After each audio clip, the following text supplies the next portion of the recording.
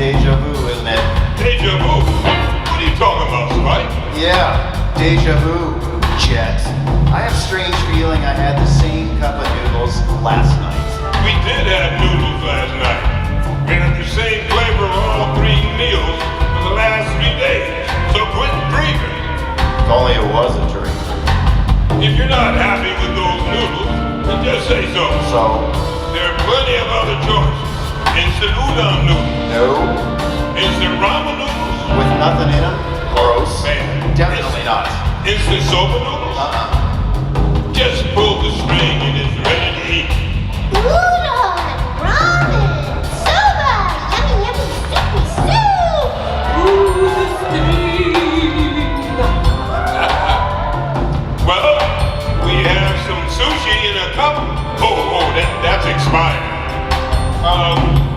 Maybe some Ganymede lobster. Oh, no, but that was left in the broken fridge for a while. Oh, how about some leftover corn dogs from the theme park? No way. Man, I hate theme parks. And clowns. Oh yeah, and super smart-ass dogs. Women with attitudes, and of course, obnoxious little frogs. Spike. What does that have to do with... Oh, never mind.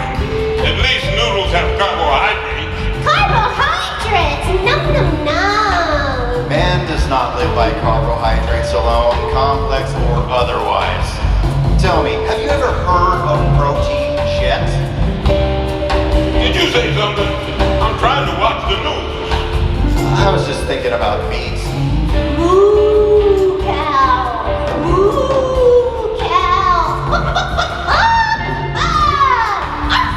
You want meat? You gotta catch big game. Not some small fries at a convenience store. Yeah, well that didn't go so well last time, did it? Especially when you pulled that Art of War crap, remember that? Whatever. Hey, thanks for joining us. How'd the hit go? It didn't. Thanks for asking. Trust me, you don't want to know. And I was all ready to kick some ass, too. I love the kind of woman that can kick my ass. I know you do, but take it easy, boy. I wasn't talking to you. You couldn't have a rookie hacker? This was supposed to be a quick collar on your way home from the horse races. Couldn't you have at least stopped at the convenience stores for some fries? Small fries, yeah. Oh, I see what you did there. Yeah, well, this truck blew up. There was smoke all over the place. I couldn't see a damn thing. What a mess. Kaboom! Big smoky bada boom. And of course, as usual, all my horses lost. Why can't I ever get a break? Hey, wait a minute. That's the truck. I was there. You were actually there when it exploded? Yes, look. It's on the news right now. Whoa, you're saying a virus might have been unleashed. Oh, wouldn't that suck if it was infectious? Biological warfare. Back off.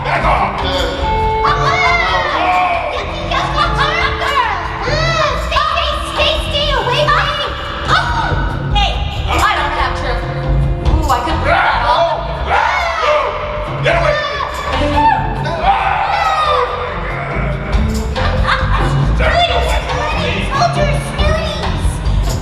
All right, that's it. If you guys want germs, you're gonna get another round of this. I'll give you germs. I'm gonna breathe on every last one of you. I said, Get away! No! She's infected! I can't. I'm too old for viruses. I burned out my immune system years ago on shit-talking mushrooms on ice. He did.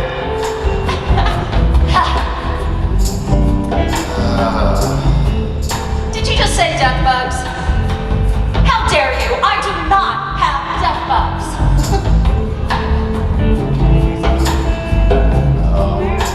We skipped around. Oh my This is ad-lib. What the hell? What the hell's going on?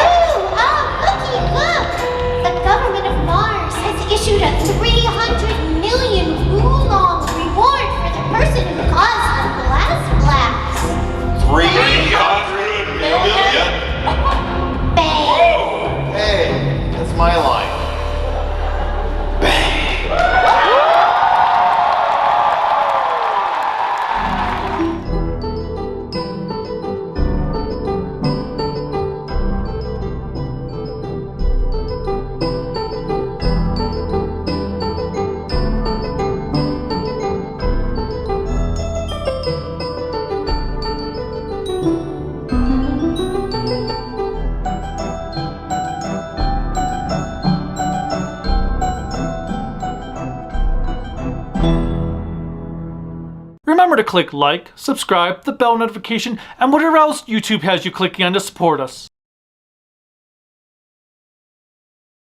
Welcome back to our old friends and welcome to our new friends. And as always, thank you once again for letting us come back to your community and bring our brand of convention entertainment to you. This weekend has been absolutely spectacular. I just can't imagine so many wonderful panels, so much wonderful programming, so many wonderful costumes, so many great memories been made this weekend. And on behalf of myself and management and ownership, thank you. Thank you all so very much. Give yourselves a round of applause. You prove yourselves to be one of the best audiences we've had. And it's just been a delight to serve you all weekend. And now we're ready to go back to the year 2071. Y'all ready for this? All right, the way this works is, first of all, who was at the concert last night? All right, awesome. And if you missed the concert, tell you what, just to let you know, the band has a bunch of merchandise and stuff like that downstairs, right by their section there. Please check them out. If you want to grab a concert t-shirt or some of the other great swag they got down there, please check that out. And don't forget, after this panel, all of our actors will be downstairs at their tables as well, wrapping stuff up, so don't be afraid to grab some at the end. So, the way this works is this. I'm gonna bring out our guests. I'm gonna have a little conversation with them about some of their favorite memories that they've taken from being part of this wonderful project. Then it'll be my pleasure to turn it over to you and your questions. Now, we got a white X right here. If you think you got a question, you want to go ahead and form a line, go ahead and let's do it right now. Because I want everybody to be in line and good to go, because here's this. When our time is up, our time is going to be up. And I'm not going to have any wiggle room on this. So I want to get in as many as I possibly can. So all my friends in line, just please remember our 3 guidelines. 1 is exactly the amount of questions that you're going to get. If you want to do another question, you're welcome to go back at the end of the line. But I want to just do 1 question per person. Now, don't try to be slick and do a multi-part question by adding "and" to it over and over again, because then I gotta stop being a host and I have to become a moderator, and I'd much rather be your host, okay? 2, by all means, feel free to ask a question, but please don't make a request. Don't ask for a hug, don't ask for a high five, don't ask to have them sample your homemade hot sauce, don't ask them to read your fanfic script that you've written just for them, and that does include live readings, character voices, and stuff like that, okay? And finally, we have this wonderful opportunity with all these cast members here. I'm only going to take questions that are directed towards all of them and inclusive to all of them. If you have an individual question about their individual body of work or their individual character, again, they'll be downstairs after this. That's the place to take that to. Trust me, I could talk to Steve about Wolverine all day. This is not the time or place to do it. So, you good with that? You gonna work with me on that, please? Awesome. Now, they don't relate to Cowboy Bebop. You absolutely say, what's your favorite project outside of Cowboy Bebop like share with us? Or what's your favorite pizza topping? Or is a hot dog a sandwich? That's fair game, as long as it's directed to everybody. Sound good to you? All right, and give a little shout out here to our ASL translator helping out our friends over here. All right, with that being said, Holiday Matsuri, are you ready? Holiday Matsuri 2025, are you ready to go back to the Bebop? It is my absolute pleasure. Please welcome our first guest. She is an actress and director whose credits include, in both fields, include Star Wars, Clone Wars, Naruto, and an episode of Star Trek Voyager. Today she joins us as the voice director of Cowboy Bebop and the voice of the ephemeral Julia. Please welcome Mary Elizabeth McGlynn.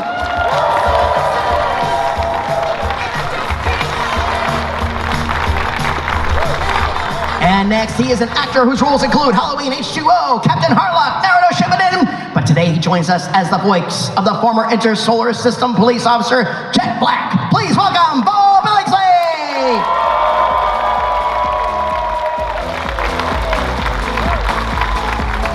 And next, she is an actress and singer whose credits include several Digimons, Boruto, and Invader Zim. Today she joins us as the voice of the free-spirited Radical Edward. Please welcome Melissa Fon!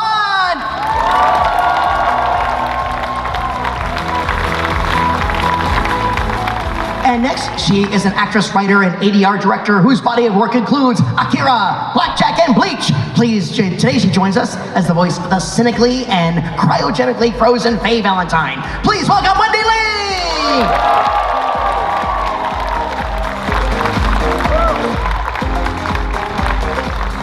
And then that other guy.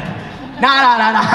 He is a voice actor and educator who is twice listed in the Guinness Book of World Records for his voiceover work. His body of work is incredibly innumerable, but here are some points you might like. Call of Duty, Wolverine and the X-Men, the voice of Toonami, and one of my personal favorites, Big O. Today he joins us as the voice of the former member of the Red Dragon Syndicate, Spike Spiegel. Please welcome Steve Bloom.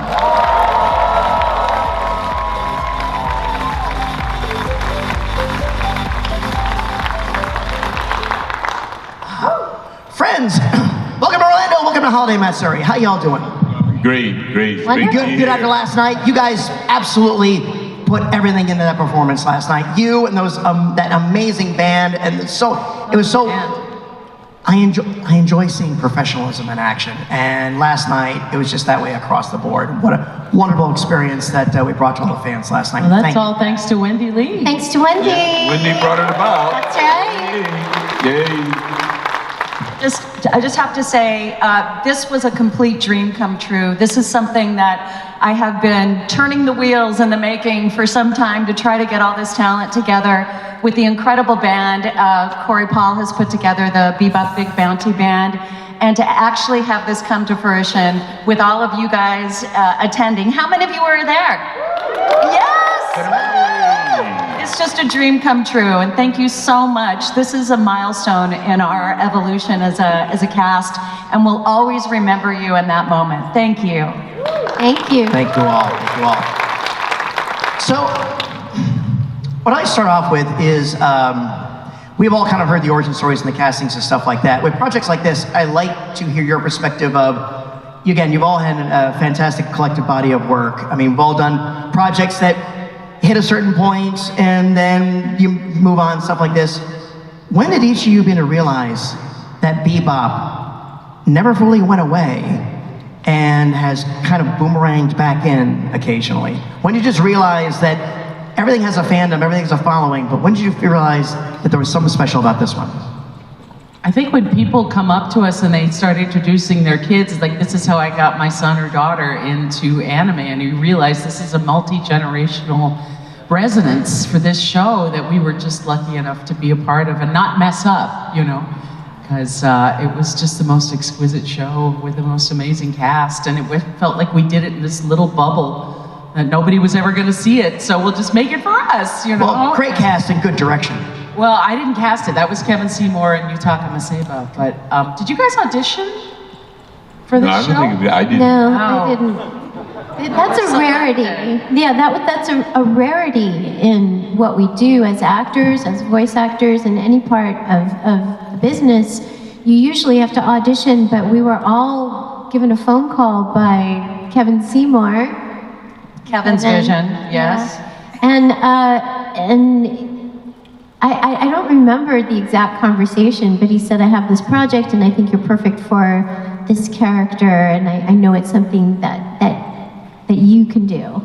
And then I came in, Mary, and we just played.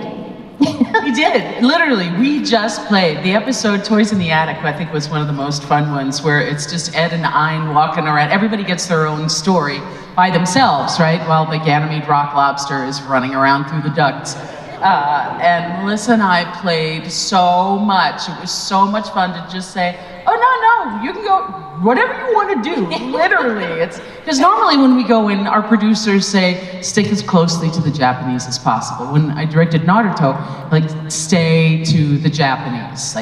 But with Bebop, we had no supervision. So adults run wild, no supervision, with this unbelievable property, and we just made it our own. We really did. I thought it was about cowboys, you know, riding horses and spitting and whatnot, you know what I mean? And so Mary advised me that no, we are different cowboys in our universe, right? The cowboys are bounty hunters, and the Bebop is your spaceship. And I was thinking, oh, this is fun. You know, and immediately I thought, am I going to be eating bell peppers and beef? No, not really. No, it never occurred to me. But yeah, I had a complete different concept of what it was. And Kevin was kind of clever with me because he didn't give me, I mean, I just trusted him and he knew that. And so he didn't give me a rundown on what it was. So, but I just said, I'm game. I'm on board. And Mary helped me to develop the voice. I was gonna, you know, you always, as a voice actor, you like to do something that's not you, right? Some different characters and different voices. And so I had it in my mind I was gonna do some exotic voice, and so Mary said, no, not that. We're not doing that. She said, we can just use your voice and we'll tweak it a little bit. And I was thinking, well, that's boring. But it worked out. Mary always had the greatest ideas, so yeah, it worked out. I mean, listen to that voice, it's butter. Yeah, how could you get any better than that? Talking about butter. Mine's spicy butter. Yeah, spicy butter, right? Yeah. That's a nice spice. It's like hot honey, baby. Yeah. Cowboy butter.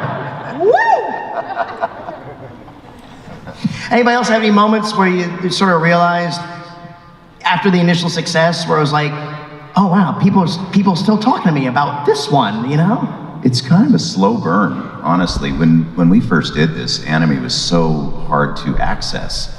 And then Toonami comes along, gets it out to the masses, and little by little it became acceptable to do dubbed animation. In the early days, at the first convention I ever went to, I had my life threatened because it was the subbers versus the dubbers, and they said we were ruining the art form.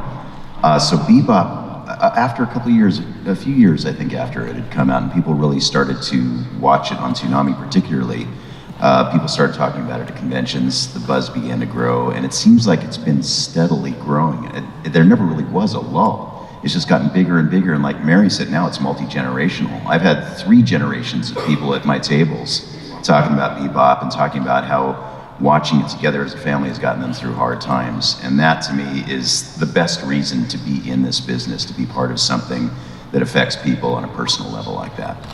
Do you think maybe the fact that it was so finite, you think that might have led something to it, that it never had a fade out moment or something, everything was just a home run and ended what it was? Because to me, I consider it to be a mini-series for all intents and purposes, like a throwback to like Winds of War and stuff like that. That's how I kind of looked at it as a sort of saga, but there was no wink leaks in it. Yeah, I think anything that leaves you wanting more is a good thing. Yes. And Watanabe-san, everybody's always been saying for years, are you going to do a sequel? And we were just talking about this after the show last night. And Watanabe says, no, Spike dead. No point. And so he did it exactly the way he wanted to do it. He finished it exactly the way he wanted and left people wanting more and with questions.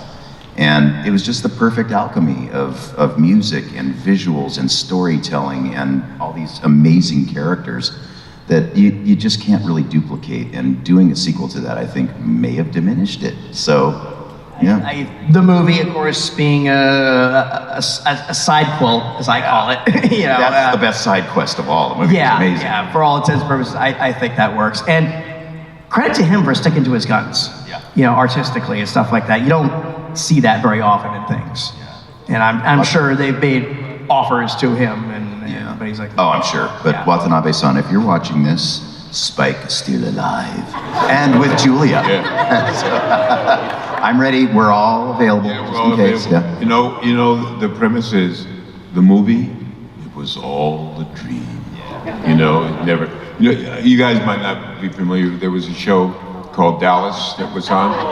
Well, they had. I did a 3-show arc on that show. I think the doctor, but Bobby's on. there was one season that was depicted as it was a dream, one whole season. So there's Uja JR. So it was Bobby. Why? Oh, now you tell me. Sorry, Was Bobby in the show? It was Bobby. Bobby had died. Yeah, Bobby died. And then it was over. So Larry Hagman went over to his house and said, "Come on back. How are we gonna bring him back from the dead?" We'll say it was all a dream. Will they buy that? They did. Yeah. Well, you know what? If it's good work and it's Bob Newhart did that to an entire series. Yeah. An entire series. The Bob Newhart show was an entire dream. It was a dream. They woke up with Suzanne Plachette in the last episode, and it was the entire show. There's my brother Daryl and my other brother Daryl. That was all a dream, the whole show. You know, that's how Seinfeld wanted to end the show. Yeah. Seinfeld wanted to end the show waking up in bed next to Bob Newhart. I had the craziest dream, you know. I was like, go right to bed. That's amazing. But they wouldn't let him go through with it. Okay. Well, that's just a thought, Watanabe-san. Just a thought. It was a dream. We'll all come back. And They wake up after the Mushroom Samba episode and go, "Why the craziest dream?"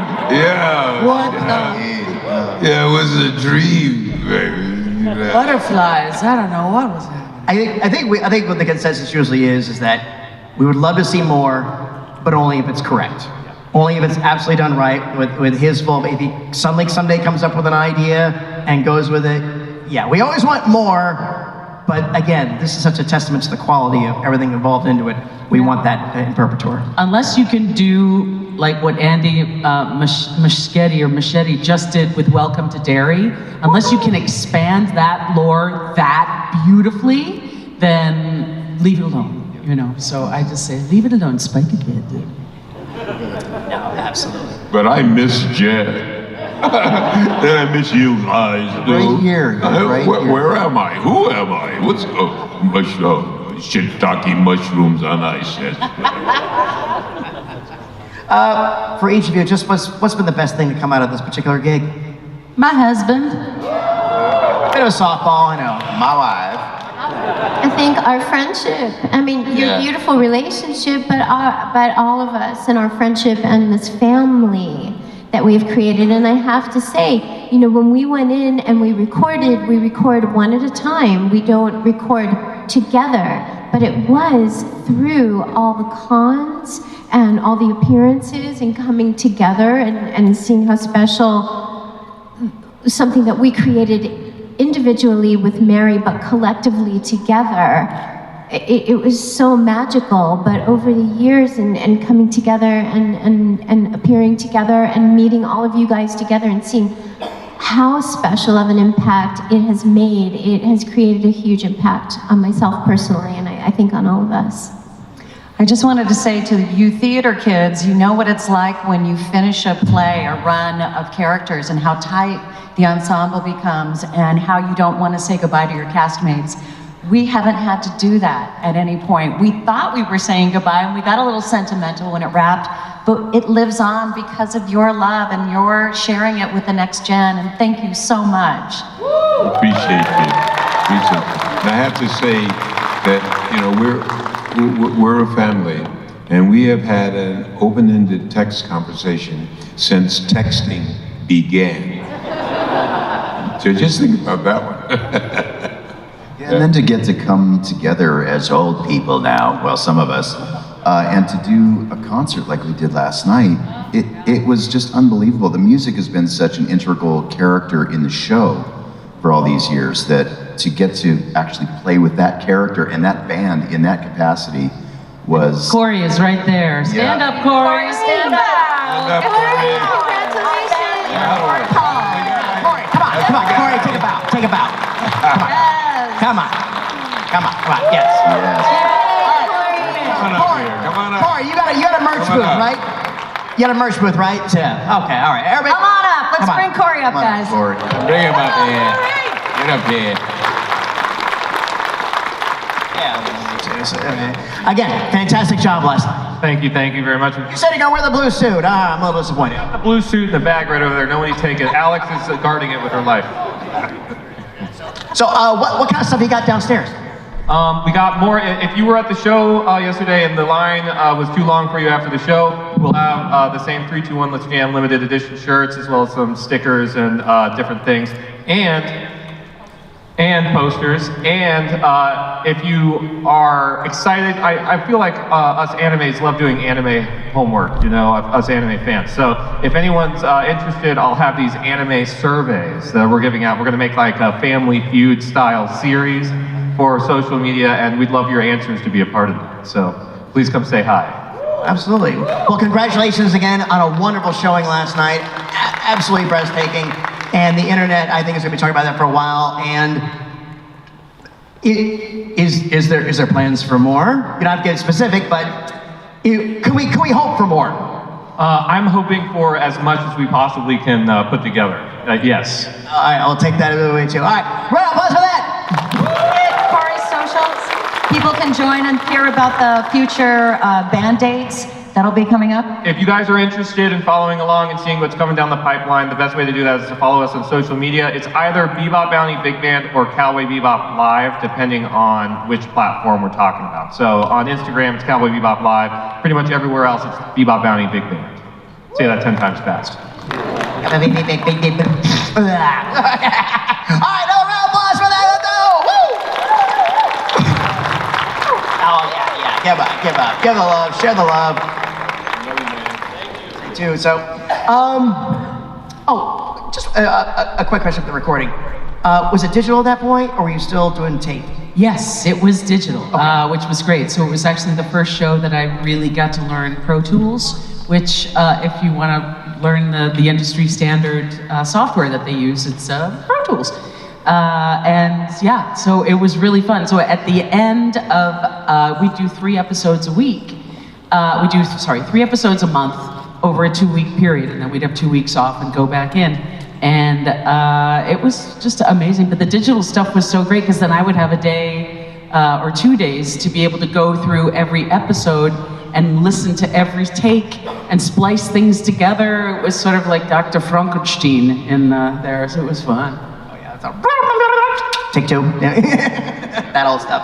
I usually don't throw this out, but every panel I've had this weekend has something of those. So real quick, what is your quickest advice to anyone who would like to pursue the career of voice acting? And feel free to talk about your educational work. Go to bloomfoxstudios.com. I actually started a school, an online voiceover school, about 8 years ago. And Molly right here is one of the students. She's amazing. And we just wanted to do something a little different. I was always very frustrated by all the stories that I would hear at conventions about people getting taken advantage of because it is a predatory industry. So my goal was really to help students to navigate emotionally how to get through this business because it's extremely difficult and very unpredictable.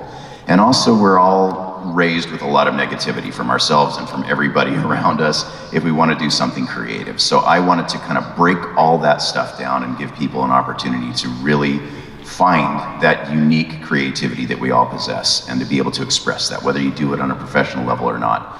So I started the school a long time ago, and with the goal that the goal is really to unleash your voice, because there is no one else like you. So if you're just starting out and you're feeling frustrated because you're comparing yourself to everybody else out there, they can't do you. So we kind of show you how to do you, and then we bring in the best of the best from all over the world to come and give their perspective on it too, because everybody's path is different. So we have a free master class in there. There's no obligation. It's an hour long in 10-minute segments. Go to bloomfoxstudios.com. You can come to my table and scan the QR code.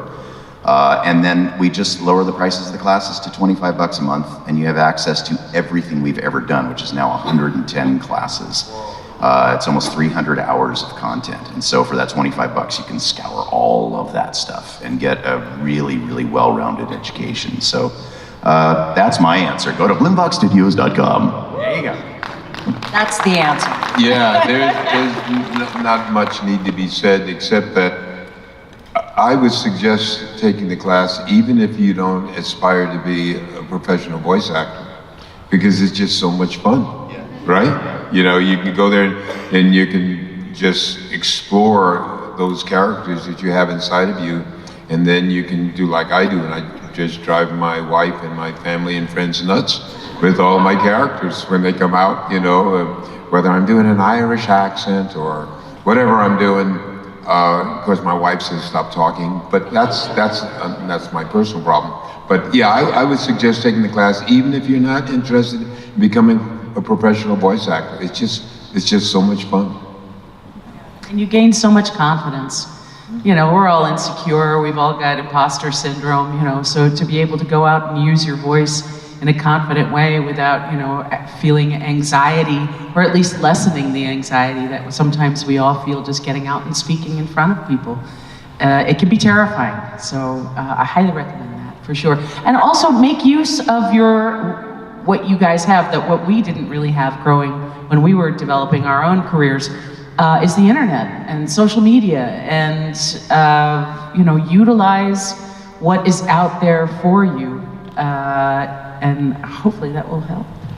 I wanna say something that Steve said, which is something that I think is so important to lock into, as well as all of the technical and you know, internet and you know, and having a mic and all that. But beyond that, you said something about your own uniqueness, and I think that's something. If I could go back and tell my younger self, just believe in your own uniqueness and believe in what makes you you, because no one else can do what I do. No one else could do what Bo does and Wendy and all of us do.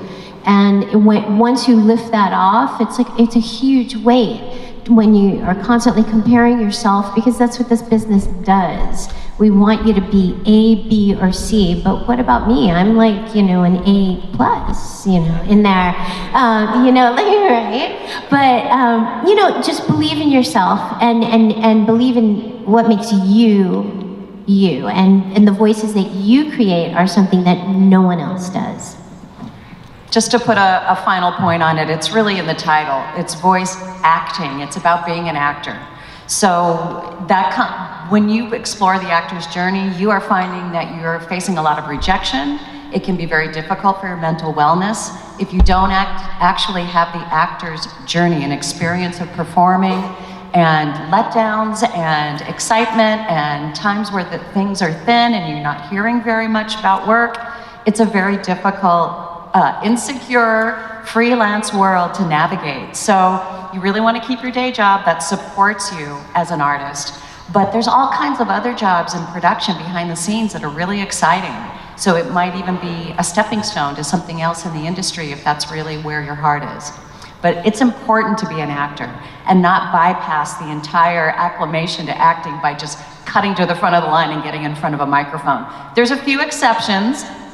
We know a few people who have kind of come in from musical sides and so forth, but mostly we recruit from theater and Universal Studios. Wonderful advice. Thank you for sharing it. I'm going to jump out and start taking questions. Before I do that, on behalf of myself and this audience, thank you all. I thank you for your talents. I thank you for your professionalism. And I thank you for not only performances you brought to these roles, but your entire collective body of work. You have all done such wonderful things. So many series, so many works. Things for kids, things for teens, things for adults. And you've created this wonderful legacy for so many of us. So many smiles. Thank you.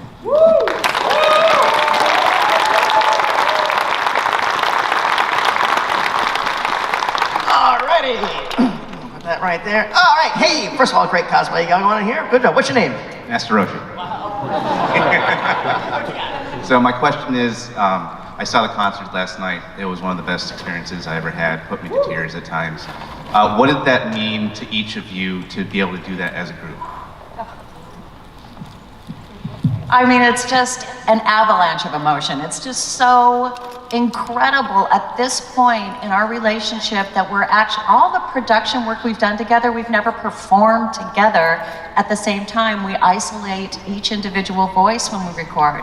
And I have been dreaming of all these collective talents that haven't been utilized on stage and hoping that there would be an opportunity to do that. So it's really through Corey and the big band that we were able to bring that all to an audience on stage. And we were all thinking backstage, I loved your comment, Bo, the thrill of performance when we were in the afterglow, after the concert and coming back in the van and having our little our rap party at the lobby bar.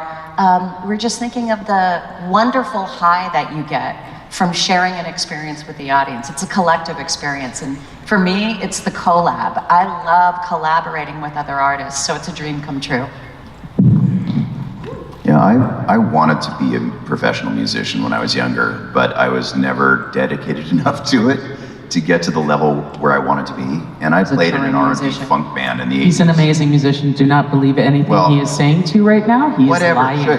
Shush. Anyway, so I played in an R&B band in the 80s when there weren't any R&B bands around, and we suffered in the music industry, and it sucked, and it broke me, and I just stopped playing for a really long time. So I've kind of dabbled in it here and there. I have guitars all over my walls, and they just mock me every day. So to have an excuse like this to actually get up and play, and the guitar player from the band was so generous, he let me use his beautiful Taylor guitar, and the percussionist let me play his prize drum on stage. Oh my God, it was like a little fanboy's dream. So I was up there squealing like an 8-year-old inside, and getting to play those songs too, that just seems so far beyond my musical reach. I never was a jazz player, so to get to just kind of fake it along with the band, and they didn't throw me off stage, that was so cool. I was like a little kid again. It was amazing. I'm just so in awe of all of your individual and collective talents, and just sitting backstage and watching you guys on the monitor and then peeking and watching you out there. I mean, it was really an incredible treat. And I have so much respect for each one of these people on stage, and obviously so much love. But it was really emotional. It was really emotional, and it was just so heartfelt. What you saw was exactly what we were feeling. Yeah, it was a very special event in my life. Being part of this family is extraordinary.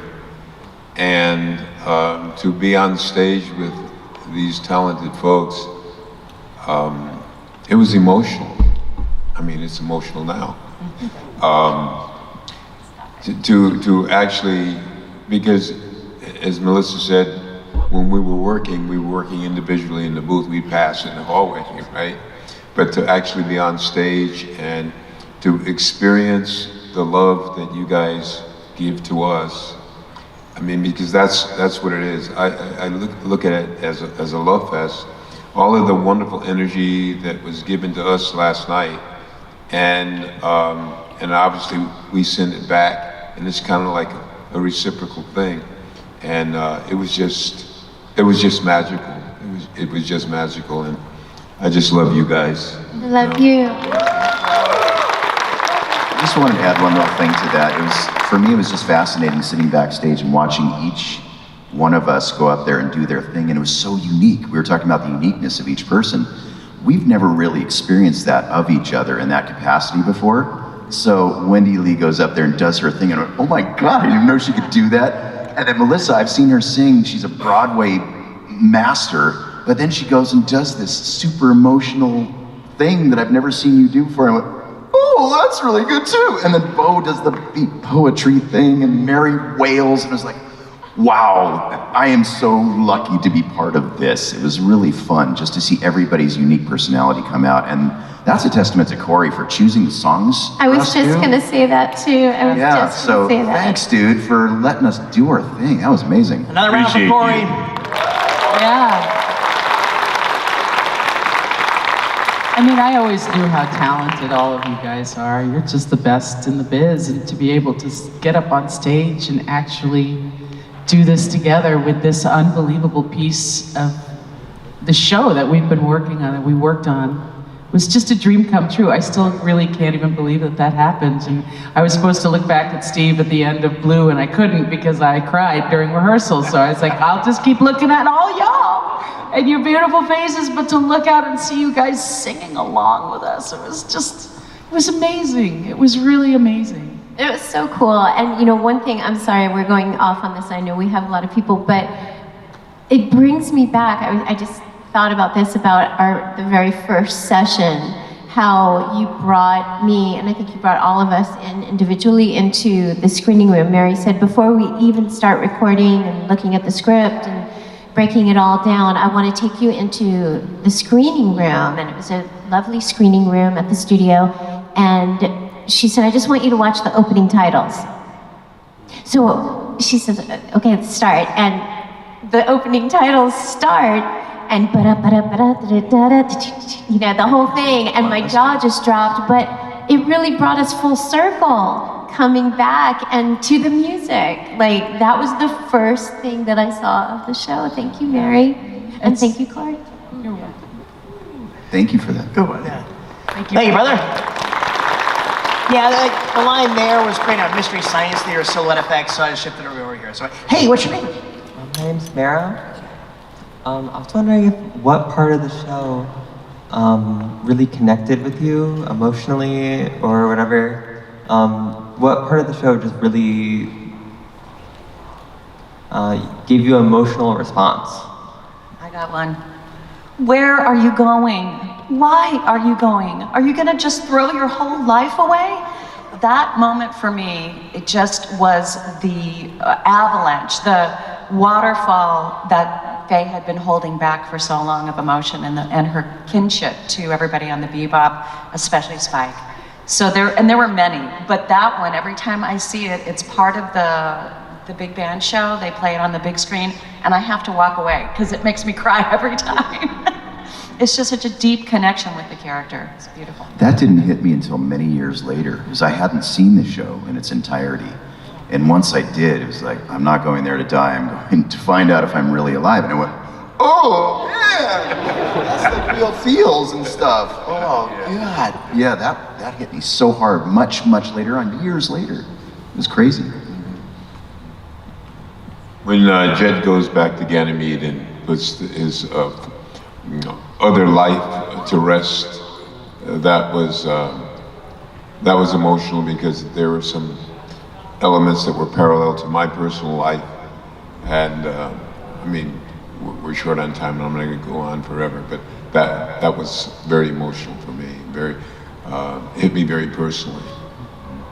I think for me personally, of course, was when Edward finally meets your father, but then when Edward ultimately decides to leave, and her final moments with Ein, you know, are you coming with me? Or, you know, do you want to come with Ed?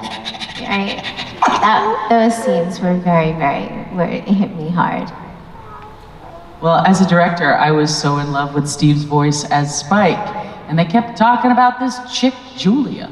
And I was just like, but I didn't know what was going to happen. We only saw the 3 episodes every month that we were going to be working on. So I didn't know if Julia was ever going to show up, but I was just like, if this chick ever shows up, I don't care if she sounds like Betty Boop. I am playing her because I'm so in love. And then for her to just show up and have such a small amount of time to make such a huge impact, to be the catalyst for you, for your character, to be able to finally let go. Which happened for me in the movie, in the scene in the jail cell scene, and I'm talking to Elektra about heartbreak and getting vulnerable. And Mary had to really push me to access a vulnerable place that I wasn't willing or able to at that point in my life, personally or professionally. And it changed me on a cellular level. So thanks for opening me up, honey. It's like, you gotta go deeper. Gotta go. That was so good. Before we know it, these two are going to be making out. Great one. Thank you. I make up some point, by the way. Good job. Hey, what's your name? Kayla, and I'm actually dressed as Judy from Big Shot. Yes, you are. Achoo! That's adorable. You look amazing. Thank you.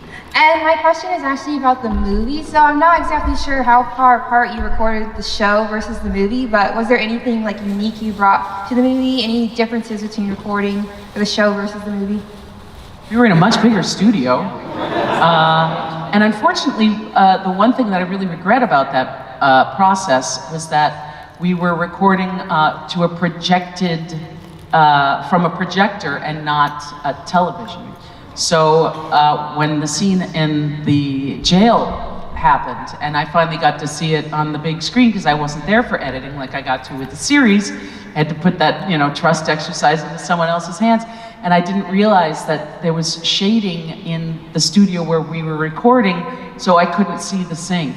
So I just looked at that scene and my heart kind of broke a little bit because I pride myself, I think we all do, on really good sync, But to be honest, the acting was so good that I was just like, I'm willing to let this one slide. I'm gonna let it go. Well, and she pushed through too. In that situation, because we weren't in a small intimate studio, we're at Sony, I think. We're Sony Studios in this big, big room that they do, or POP, yeah, they do big feature films and things in there. And this idiot executive was walking back and forth behind us while we were recording, coming up with ideas that he thought would be good for anime, and he's probably never seen an anime in his life. And it was brutal. And the moment he'd walk out of the room, we'd re-record it the way we wanted to anyway. But wow, was that a waste of time. It was really something. How about a talking shoe? What was that? How about a talking shoe? Yeah, I think that would be great. Yeah, make him do it in Cantonese. I think that's a great idea. Wonderful. You look amazing. You look amazing. That's a great one. Thank you. Hi, what's your name? Hi, I'm Bobby. I'm still alive. I'm not dead. Okay, so what I want to know is, what's you guys' favorite types of tea, either for vocal recovery or just in general? Tea. Or any other vocal recovery technique. Oh, okay. Well, I love throat coat tea. And I'm a big believer of hydration, and pure water. Speaking of. And laying off of the sugar. And but I was just talking to Mary about this earlier, that I use this little, it's called Vocal Mist. It's a little, kind of like a nebulizer, and it has little saline capsules with water in it, and you put it in it, you can travel with it. It's very small, and it has like a little, almost looks like a little pipe, but it has like a little attachment that you can just take through your mouth, or it has a whole attachment that you can breathe through your nose. So it's kind of like a nebulizer, but it's made specifically for singers and for people who use their voice. So I highly, highly recommend the Vocal Mist. And these little pastilles called Vocal Zone. I gave one to Wendy last night. They're amazing. Yeah. I'm a jasmine green, organic jasmine green daily. As I would drink tea all day until it was time for Merlot if I could. But yeah, by about 3 or 4, I gotta cut off the caffeine. Yeah, Golden Throat Drops. It's a Chinese little herbal throat drop designed by a Chinese doctor, and they're fantastic. Also, Ninjam Peipakoa. We call it Fred Juice after Fred Tatasciore, because he would bring in a giant bottle of it when he was recording the Hulk, and he'd share it around the room, and it's this goopy, nasty stuff. It's honey. Wait. It's called Honey Loquat. Yes. Yeah, I call it my stripper name. We all need a stripper name, but no, it's called Honey Loquat, to the champagne room, please. Honey Loquat. I'm calling you that it's from called now Honey on. Loquat, but that's the Chinese name for it. Yeah. Would you strip for us? No. No. Oh, that's hilarious. Oh my God. There you go. We learned a lot today. Good question. Thank you. Good. Hey, what's your name? It's Troy. Hi. And I did meet all of you as Wolverine back on Friday, so good to meet you all again. I remember Bub. Yep, Bub. But to point, Cowboy Bebop, again, love it, especially considering I'm a big sci-fi fan and all that, and humanity out of Earth and all that, many unique settings and all that. So I want to know, what was your favorite settings on the show? I love the spacescapes. Just the breath that the show had. It wasn't afraid to let silence pass with a little underscoring. Just that it sort of was an audio definition of the openness of space. And I just thought that was so well done. And so I really looked forward to those scenes, and I would sort of take a break and just be an audience and listen. And when we had time, we would review scenes and spend time listening to the music. It was really a huge part. It was almost another character for us in the cast. Yeah, the church, man. First time Spike walks into that church and Rain starts playing, and I think that was episode 3, and I just remember, oh my God, this is the most amazing show I've ever seen. I can't believe I get to be a part of this. Oh my gosh. So I think that church was just the first time my jaw just dropped. And I loved seeing the ships too, all of the different ships, and I think they were using CGI. That was really early days of CGI for some of that stuff, and it was so beautifully rendered. I just had never seen anything like that in a cartoon before, so I was fascinated by that. And we actually got to meet some of the Japanese designers of those vehicles, and we were just going, "Oh my God, it's so cool! It's so cool." Very nice. Great question. Thank you. Good holiday cosplay. I like this theming of that. It's really good. Thank you. So, okay, we got 10 minutes, and we got 8 people in line. So I'm closing the line, and I'm gonna try to step it on up. So, all right. So here's what I need you guys to do. I'm asking you, what's your name? The line is closed. I'm asking you, what's your name? Go straight to the question. Okay, so don't do the preamble, stuff like that. You can tell them how much you love the show downstairs. All right, ready? Okay, and go. What's your name? What you got? Tommy, hi. So my question is, do you guys think that voice acting will still be possible as a career in the future with rise of AI and voice cloning? I sure hope so. I think a lot of that is going to be dependent upon your response. When Banana Fish came out, is that what it's called, Banana Fish? Yeah, Banana Fish. Awful. Unbelievably awful, and I'm not shy about saying this, that if we normalize this, they're going to do it.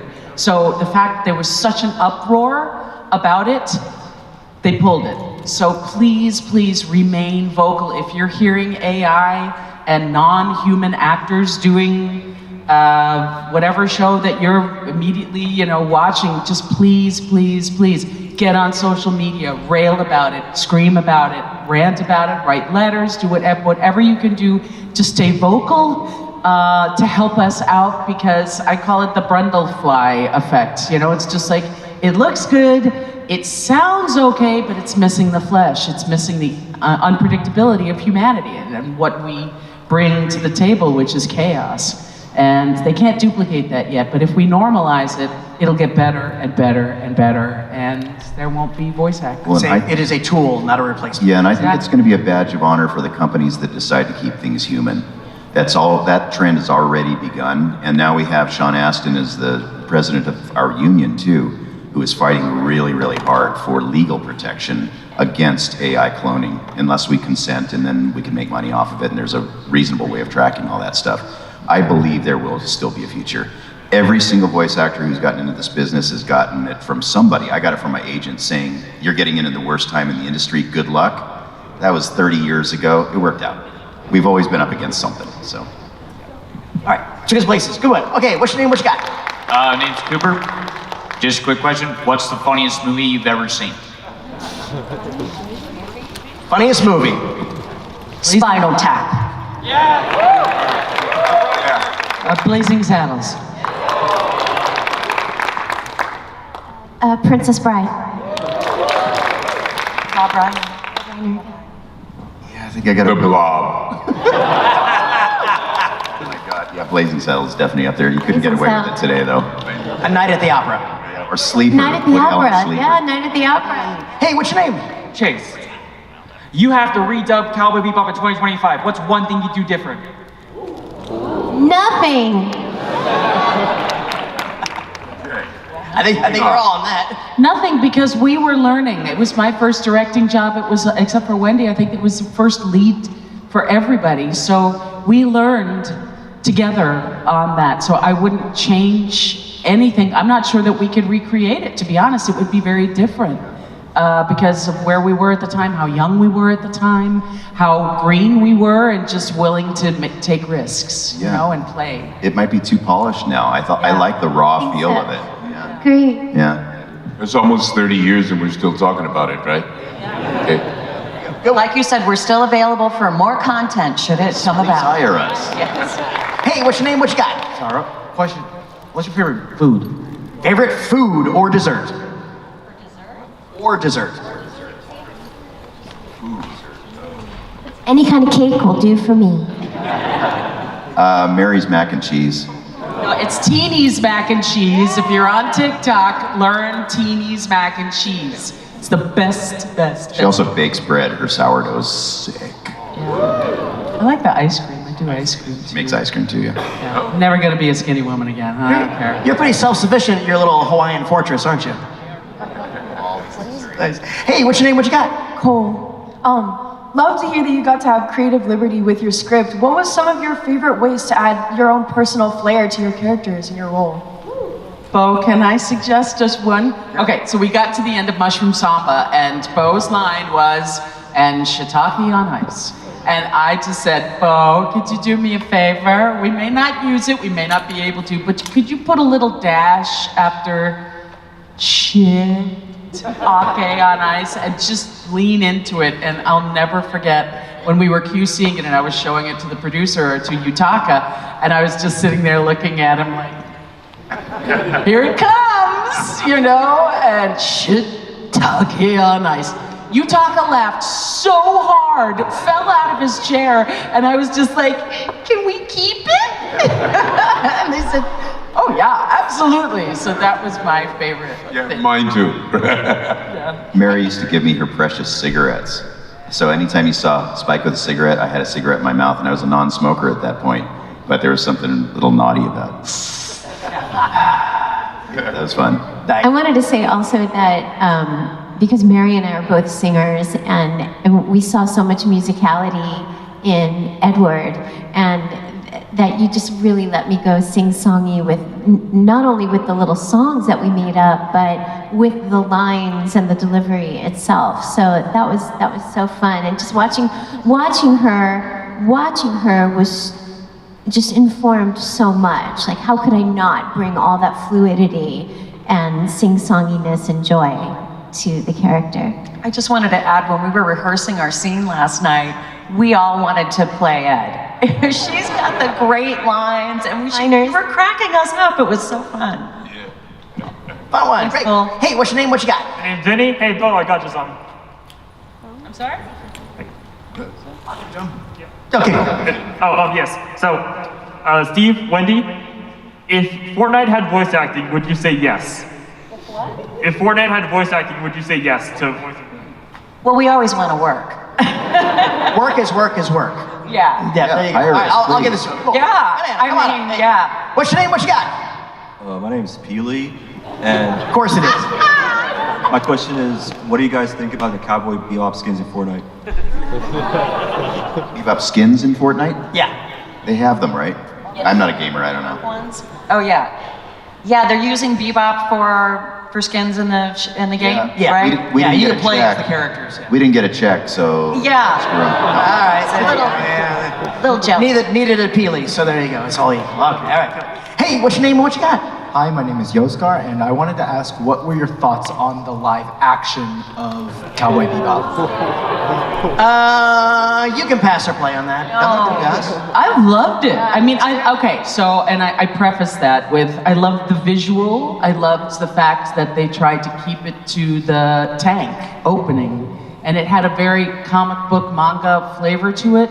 But I had issues with Julia and Vicious. I felt like they were in a different show, Vicious especially. And the fact that Julia would shoot Spike, I was like, no, that's not our girl. And we lose the mystery of that relationship between Spike and Julia. And I think Ed should have been there immediately and Julia later. Like, that shouldn't have been the crux of everything. But we supported it, and we supported John Cho as Spike before anybody did when he was getting all that hate out there, because I just wanted to see what he'd do. He's a great actor. I thought that the performances were amazing. The dude that did Mustafa Shakir, he was really, really good. He ripped off his voice. That some bitch. Well, we made an event out of it. I mean, any chance to just get another little taste of Bebop was good, and it visually is stunning. It's beautiful. Yeah, and if it brings people back to the original series, then... Which it did. Yeah. So. I had suggested that they have the voice cast playing cards at the end of each episode.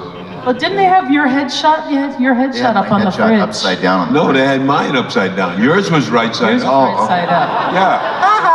Mustafa Shakir gave a tour of the Bebop, and it's a little 3-minute piece. And we all submitted headshots, right? Because they were going to have us on a board that we were bounties.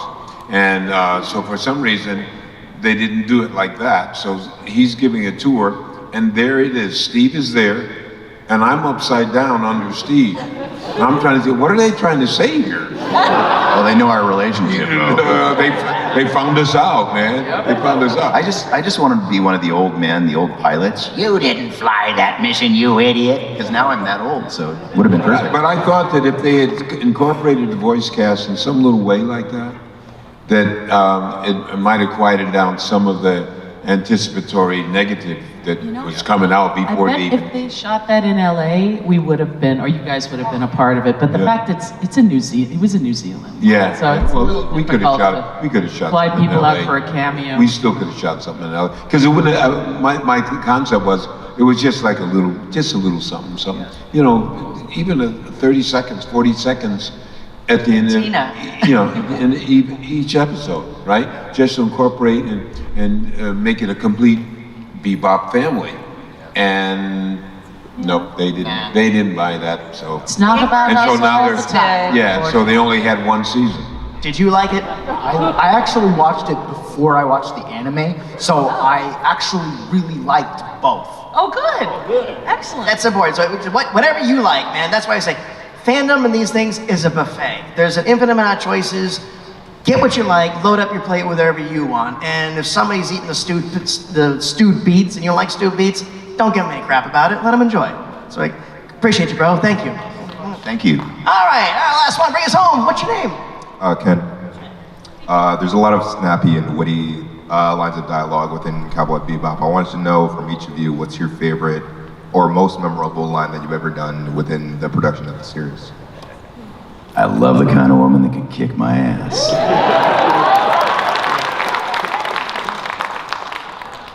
Spooky. I was almost going to say that, but what I really love is Edward is Edward. I love Faye's first line. She comes in and blows the place up and says, you know, the first rule of combat, and she kind of shrugs. Shoot them before they shoot you. It's just like very simple. Well, Spike, we're having bell peppers and beef. But there's no beef because Faye stole all the woolongs and we couldn't afford any beef. Still waiting. Hi guys, I'm Patty. My question is, do you all have any upcoming projects you're allowed to share with us? The Mighty Nine. I'm voice directing The Mighty Nine with Sam Riegel.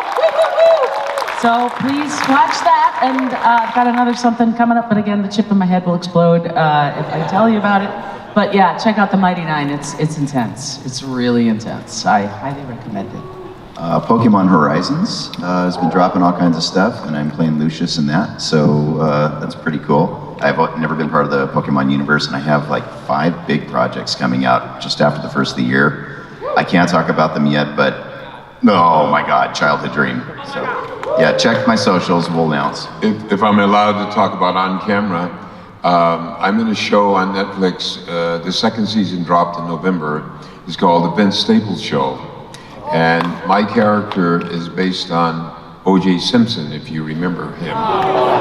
And my nickname is The Juice. I drive a white Bronco. I went to USC. And I also died. So it's right along the line with O.J. Yeah, right. but my ghost comes back. So I'm in all episodes. And Vince Staples is a funny cat. So if you have a chance, check it out. I think you'll be entertained. The Vince Staples Show on Netflix. I have a really exciting, I'm going to be on a new series. I don't know if I'm allowed to talk about it, but what I will say, it's with a creator of a great series that I was on before. So I'll leave, but another one. And I start that in January. And then also look for more Silverwolf. We just did more Silverwolf, so. I just got to join the cast of Nikkei as Beaumont, and I'm very excited about her. I love how she's so intellectual, but she wears glasses with no lenses, and she reads books upside down, so she's a bit of a poser, so she's a lot of fun. And I'm getting ready to direct season 2 of Cyberpunk Edge Runners. We're gonna break her hearts again. It's coming. And since I'm casting director, I'll drop myself in the cast somewhere. Call of Duty Black Ops 7. Let's go splatter some more meat sacks. Holiday Matsuri 2025, this was the cast of Cowboy Bebop.